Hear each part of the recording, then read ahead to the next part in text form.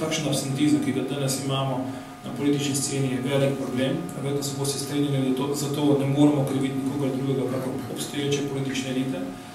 In najbolj se boste strenjali s tem, da na nek način negiramo definicijo demokracije, če pristanemo na tezo, da lahko 20% ljudi, ki se udeleži volitev, odloča o prihodnosti Slovenije. Ves čas je govora o legitimnosti, tega smo se veliko naposlušali v zadnjem obdobju. Vsi govorijo, da rabimo legitimno vlado, to pomeni vlado s širokega konsenza, velike podpore, ampak te v trenutni situaciji ni na vidiku. To so vsaj izhodišča, na podlagi katerih smo se pravzaprav začeli tudi mi pogovarjati in združevati.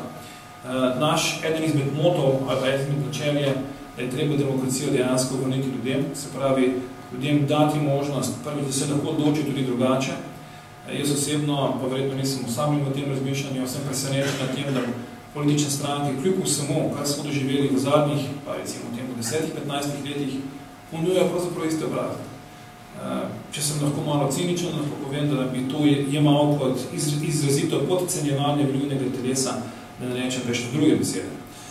Mislim, da same politične stranke niso sposobne, preprosto niso sposobne prebiti tega okvira, se pravi izpustiti in omogočiti vstop in napredek drugim ljudem. In zaradi tega pravzaprav smo se mi začeli doživati, ker smo pripričani, da za nove izzive oziroma za izhod vseh teh situacij, v katerih smo, potrebujemo preprosto nove ljudi. Ti, ki so bili do sedaj, so se dokazali, kakor so se pač dokazali, v tem bodo sodili posode volivke in volivci. Mislim pa, da je čas, da se te stvari obrnejo drugače. Druga stvar, ki nas loči od političnih strank, je nek način neposredna demokracija. Sami se boste strinjali, da politične stranke same odločajo o tem, kdo bo kje kandidiral in kdo bo na katero mesto. Neskončno razprave, kateri so bili priča tudi v državnem zboru, govorijo o tem, da pravzaprav volivke in volivci nimajo vpliva na to, kdo bo kandidat, ki ga bodo volili, in še malo vpliva na to, kdo bo kandidat, ki bo v njihovem imenu in za njihov glas sedel v državnem zboru. Gre za odločitev samih vrhov političnih elit, kar se nam zdi na nek način nesprejemljivo. Zato naše gibanje že tako v osnovi izhaja iz tega, da za vsako imenovanje kandidata v nekem volilnem okraju in za vse ostale funkcije, ki morda pridejo na vrsto, povprašamo člani gibanja neposredno.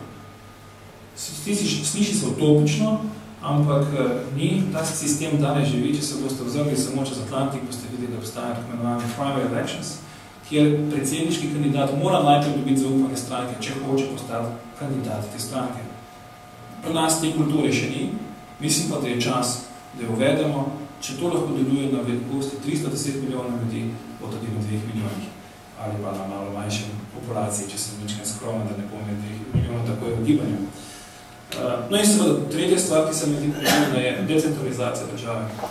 Nam se dogaja, in tukaj sveta bomo samljen v razmišljanju, da pravzaprav Ljubljana, vlade in tako naprej, je ta trenutek v polnem vakuumu, kaj se pravzaprav dogaja v državi.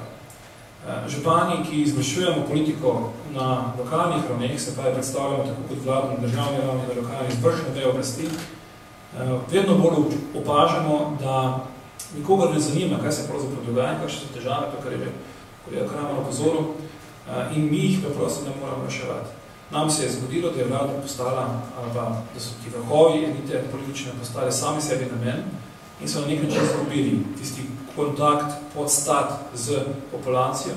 In tukaj mislimo spet ponovno in se ločimo od drugih, da je treba obrniti fokus, da je treba iti nazaj, da je treba poiskati ta izhodišče pri ljudeh in od tu graditi naprej.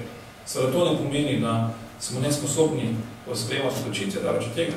Je pa verjetno pravo, da dajemo ljudem šanso, da od teh odločitvah tudi sodelujejo. Mislim, da je skrajno podcenjevano tudi do volivk in volivcev, da se vse bolj vzpostavlja analogija, mi vemo, kaj je za vas dobro, vi pa volite za nas. Mislim, da je čas, da ljudje odločajo tudi po, recimo temu, zdravi pameti, če želite. To so recimo 3 temeljne izhodišča, po katerih nedvomno bomo povsem drugačni, kot so organizirane politične stranke. Tako da ne prihaja do oblikovanja zaprte elite, ki bi bila na nek način nedostopna in, kot smo rekli že prihodno, izgubljala stik z okoljem, v katerem dela živi in za njega ustvarja. Toliko na kratko še z moje strani, pa besedo bi dal še kolegici magistri Renati Krnc, sicer župani Šmarjeških Toplic. Hvala lepa za besedo, lep pozdrav vsem prisotnim tudi v mojem imenu. Prihajam iz majhne občine Šmarješke Toplice, ki pa ima žal velike probleme. In ravno to je bil tudi razlog, da sem se pridružila kolegom županom, ko so me povabili k sodelovanju. Vi verjetno poznate Šmarješke Toplice kot turistično občino, saj imamo, bom rekla, eno najboljših zdravili za srce in ožilje v Sloveniji. To so naše terme Šmarješke Toplice. Tako da imamo termalno vodo, ne veste verjetno pa tudi, da imamo pitno vodo in sicer imamo v Šmarjeških Toplicah največje zajetje pitne vode na Dolenjskem. Velik del naših občanov pa še nima pitne vode in to je največja žalost. V občini sem že od vsega začetka, odkar sem bila izvoljena, to je že od leta 2007 dalje, ko sem postala prva županja takrat na ustanovljeno občine Šmarješke Toplice, trudim, da bi do neoporečene pitne vode prišli tudi naši občani, kajti zajetje jezerom, ki je pri naših Šmarjeških Toplicah, se napaja kar 6 dolenjskih občin, na drugim tudi velik del mestne občine Novo mesto, Šentjerne, Straža, Škocjan in še nekaj drugih občin, a naši občani nimajo vode, da bi pripravili projekte za izgradnjo vodovodnega omrežja. Pa sem naletela na velike probleme, ki pa jih žal se ne da rešiti. To je arheologija. Arheologija, naše območje občine je arheološko zaščiteno, to je večji del Vinjega vrha, Bele cerkve, in so stroški arheoloških raziskav še en višji od stroškov same investicije. Samo za primer, strošek celotne investicije za izgradnjo vodovoda Vinji vrh Visoka Cona je ocenjen na 854.000 evrov, stroški arheoloških raziskav, tako znanih kot neznanih, pa so ocenjeni na 1,5 evrov. In kako da si ena majhna občina z 3200 prebivalci zgradi kakšno vodovodno omrežje. Pa še nekaj je zelo zanimivega. Glavni cevovod po idejnem projektu naj bi šel po cesti, po lokalni cesti Vinjega vrha, ki je že zgrajen. Pa se vprašam, ali takrat pa niso bile potrebne arheološke raziskave? Kot naslednja zadeva, kar se tiče varovanja našega vodnega vira jezero, je tudi zakon o vodah. Ta zakon v svojem 125. členu predvideva, da je občina upravičena do odškodnine zaradi uporabe tega vodnega vira. Kajti verjemite, mi imamo ogromno vasi okoli vodnega vira. Imamo tudi terme Šmarješke Toplice, hotel z 200 posteljami.